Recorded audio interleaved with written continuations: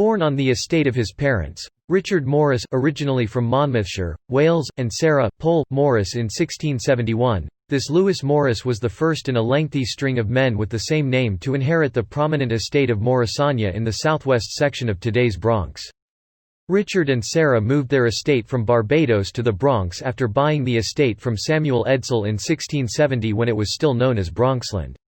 As the name suggests, Bronxland was the original settlement of Jonas Bronk and his wife, for whom the borough is named. In the fall of 1672, leaving only the infant Louis, barely a year old, as the lord of the manor. Although the manor was left in the trust of 5 prominent Westchester citizens until Louis could rightfully inherit the estate, Matthias Nicol, secretary of the colony, sent word to Colonel Lewis Morris, the infant's uncle in Barbados. Colonel Lewis immediately made plans to move to Morrisania to care for his young nephew and his nephew's estate, which had been somewhat embezzled. Colonel Lewis made great pains to secure his nephew's lost property, including a few slaves that had been captured and resold. He was even successful in petitioning for an additional land grant with the help of family friend, Walter Webley.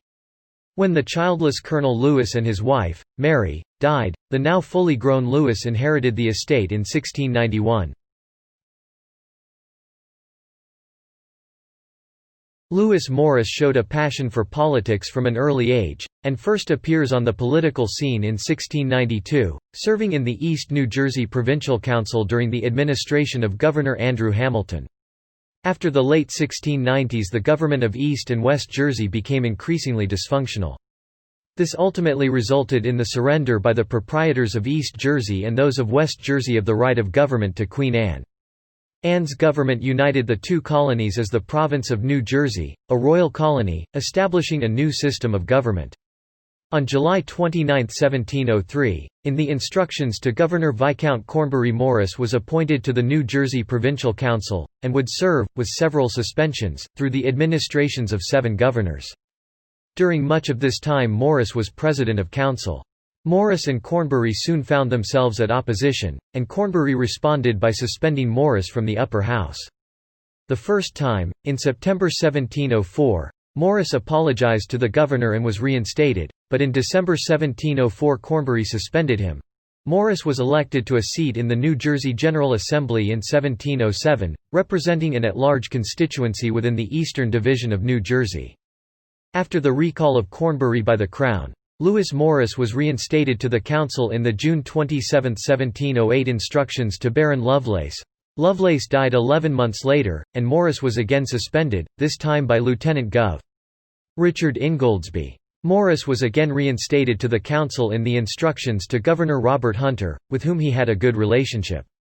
Sir William Cosby, who served as Governor of New York and New Jersey, as did all governors beginning with Viscount Cornbury, showed little interest in New Jersey politics, started a feud with Morris because of a decision of the New York Supreme Court.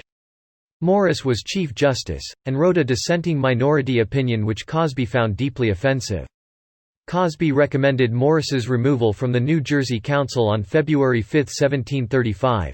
In 1738, New Jersey petitioned the Crown for a distinct administration from New York, and Lewis Morris served as Governor of New Jersey until his death in 1746.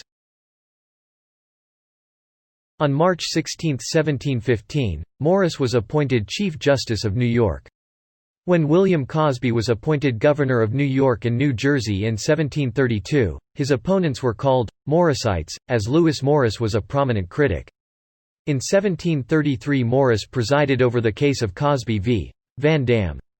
Although the case was decided in favor of Gov. Cosby, Morris wrote the minority opinion, which infuriated Cosby. Cosby demanded the written opinion from Morris. Morris complied with the governor, but also had the opinion printed for public distribution, along with an explanatory letter stating, if judges are to be intimidated so as not to dare to give any opinion, but what is pleasing to the governor, and agreeable to his private views, the people of this province who are very much concerned both with respect to their lives and fortunes in the freedom and independency of those who are to judge them, may possibly not think themselves so secure in either of them as the laws of His Majesty intended they should be. This even further angered Cosby, who removed Morris from the court. His dismissal led directly to the John Peter Zenger trial affirming freedom of speech in the United States. On November 3, 1691, Morris was married to Isabella Graham (1673–1752), the eldest daughter of James Graham, who served as Speaker of the New York General Assembly and Recorder of New York City. Together, they were the parents of Mary Morris, 1695 c. 1746, who married Capt. Vincent Pierce, commander of HMS Phoenix. Sarah Morris (1697–1736), who married Michael Carney (1667–1741), the treasurer of the province of East New Jersey. Lewis Morris Jr. (1698–1762), who married Catrinci, Catherine, Stotts, 1697–1731. After her death, he married Sarah Governor, 1714–1786. Robert Hunter Morris (1700–1764), who served as New Jersey Chief Justice. Anne Morris (1706–1781), who married Edward Antrell (1701–1770). They were the parents of Lieutenant Colonel Edward Antill. Arabella Morris b. 1708, who married her first cousin, James Graham III, 1704–1767. Isabella Morris b. c. 1705, who married Richard Ashfield, 1695–1742. Euphemia Morris c. 1710–1756, who married Capt. Matthew Norris, son of Sir John Norris, and grandson of Matthew Aylmer, 1st Baron Aylmer. Margaret Morris b. c. 1711, who married Isaac Willett, 1706–1774. Elizabeth Morris (1712–1784), who married Colonel Anthony White III, 1717–1787. They were the parents of Brig. General Anthony Walton White. John Morris (1737), a surrogate of Monmouth County, New Jersey in 1733.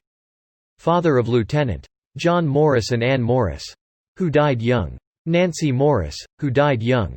James Morris Gov. Lewis Morris died on May 21, 1746 in Kingsbury near Trenton. His remains are in the Morris family crypt at St. Anne's Church in the Bronx. Through his children, he was the grandfather of many prominent Americans, including Lewis Morris (1726–1798), a signer of the Declaration of Independence; General Stotts Long Morris (1728–1800), New York Chief Justice Richard Morris; New Jersey Chief Justice Robert Morris (1745–1815), and U.S. Senator and Founding Father Gouverneur Morris (1752–1816). Morris County, New Jersey. Morristown, New Jersey. Morris Township, New Jersey. Morris Plains, New Jersey.